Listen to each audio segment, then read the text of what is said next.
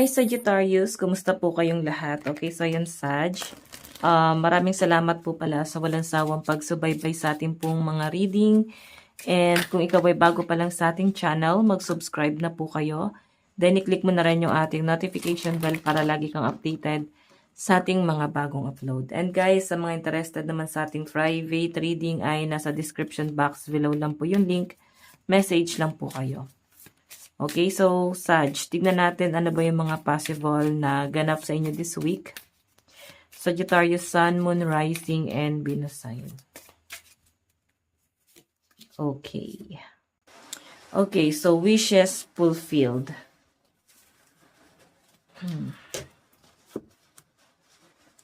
So, your wishes have been germinating. They're deeply planted in the soil of the loving universe, and fulfillment is here or just around the corner, but faith is required. When we put ourselves out there, it's easy to get deflated. If what we want doesn't materialize right away, have confidence you are more than capable of manifesting your deepest desire. It's all happening, dear one. So sabi rito guys, parang on process na yung mga wish mo. Pero syempre, parang kailangan mo pa rin dito ng, kailangan mo pa rin ng faith or something na paniniwala or dasal or something na i-manifest mo kung talagang gusto mong makuha to. Okay? Pero guys, ang nakikita ko dito, possible na lahat ng hinihiling mo, ibibigay na yan, kailangan mo lang let go lahat ng mga negative na meron ka. Kasi hindi makapasok yung negative. Hindi makapasok yung positive kasi puro negative yung nasa isip ng mga Sagittarius ngayon. Okay? Ngayong week na to. Tignan natin, Sag. Additional message para kay Sagittarius.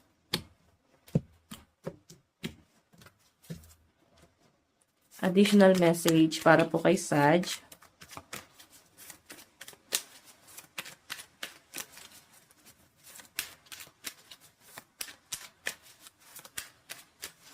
Meron tayong judgment.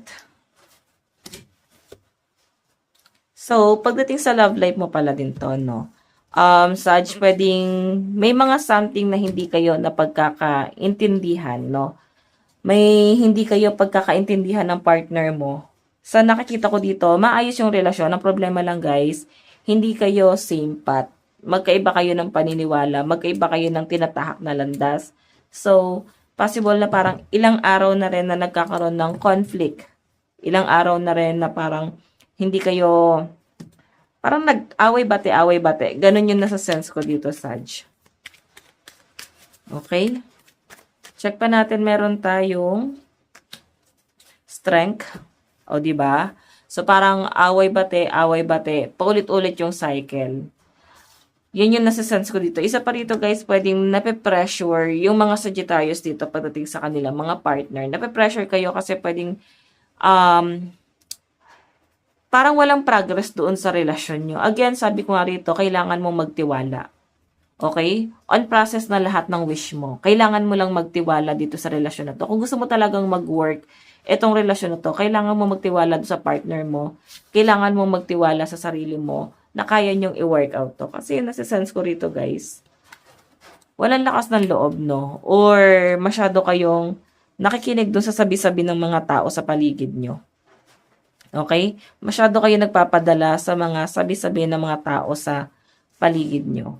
Yun yung kailangan nyo muna, guys. Let go. Yun yung mga kailangan nyo munang i-consider na hindi lahat, guys, pakikinggan nyo yung mga sinasabi ng mga tao sa paligid nyo.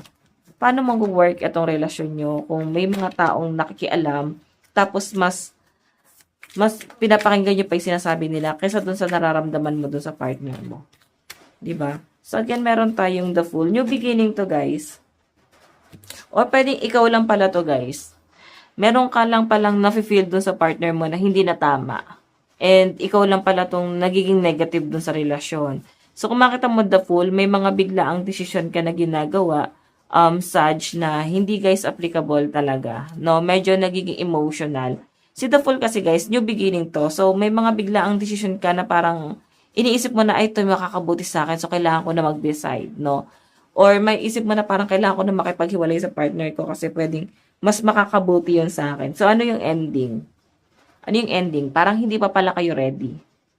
Hindi pa pala kayo ready na hiwalayin yung partner nyo. Kailangan nyo pa rin pala sila. Sila pa rin pala talaga yung mahal nyo. So, ganun yung nakikita ko dyan. Okay? So, by the way, may paghahabol oh. Maghahabol pa rin yung partner mo sa inyo. Siya pa rin magpapakumbaba.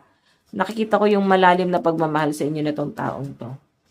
Nakikita ko yung malalim na interest sa inyo na tong taong to. Sabihin na natin guys na may mga pagkakamali siya minsan or may mga nasasabi siyang di maganda, hindi kanya kayang ipaglaban. Nakikita ko naman sa kanya, Sag, na mahal ka nitong taong to. Okay? May mga times lang talaga na hindi kanya kayang ilaban pa or ipagtanggol sa ngayon. Kasi nakikita niya kasi kung ano yung background mo. Na parang hindi pa eh. Pwedeng mapapahiya lang kayo. Parehas kayo. Check pa natin. Meron tayong, oops, dito ba ko yung card. Wheel of Fortune, new beginning to guys. Ibig sabihin, moving forward yung energy. Kailangan mo mag-move forward doon sa mga negative. I-let go mo na din yung mga negative thoughts mo. Like, na baka hindi ka kayang ipaglaban ng partner mo, baka hindi ka mahal ng partner mo. So, i-let go mo na yon kasi negative to, oh. Puro pagdududa to. Ang pinaka nakikita ko dito, Sag, yung energy mo, umiikot lang siya dun sa mga doubt. Or pwede naman, guys, vice versa. Pwede yung partner mo yung nakakaramdam nito. Okay? Na hindi mo siya kayang ipaglaban. Pero ikaw, chill ka lang dito. Okay? Nakikita ko yung malalim na pagmamahal mo dun sa partner mo. Problema lang guys, nahihirapan kang ipaliwanag sa kanya. Pwede naman guys, ganon. Nahihirapan kang paliwanagan tong taon to kasi ang dami niyang dinedemand. Ang dami niyang gustong gawin. 'Di ba? So again, tignan natin ang inyong advice. Parang ang dami niyang plano. Anong nangyari, Sag? Nape-pressure ka. Advice. Meron tayong step out of your comfort zone. So, kailangan mo nang umalis dyan sa comfort zone mo. Nakikita ko dito mukhang hindi na siya guys nakakabuti. Yung pagstay mo, overstay ka na dyan sa comfort zone. Isipin mo na lang, pwedeng merong mas magandang bagay pa pala or merong mas magandang pwedeng mangyari sa sa'yo bukod dito. Okay? Na pag lumabas ka sa comfort zone mo, maraming opportunity, marami pa palang pwedeng mangyari, dahil pa palang pwedeng explore. Okay? So again, Sag, ito lang pong inyong reading. Maraming salamat po. God bless and love you all. Bye-bye.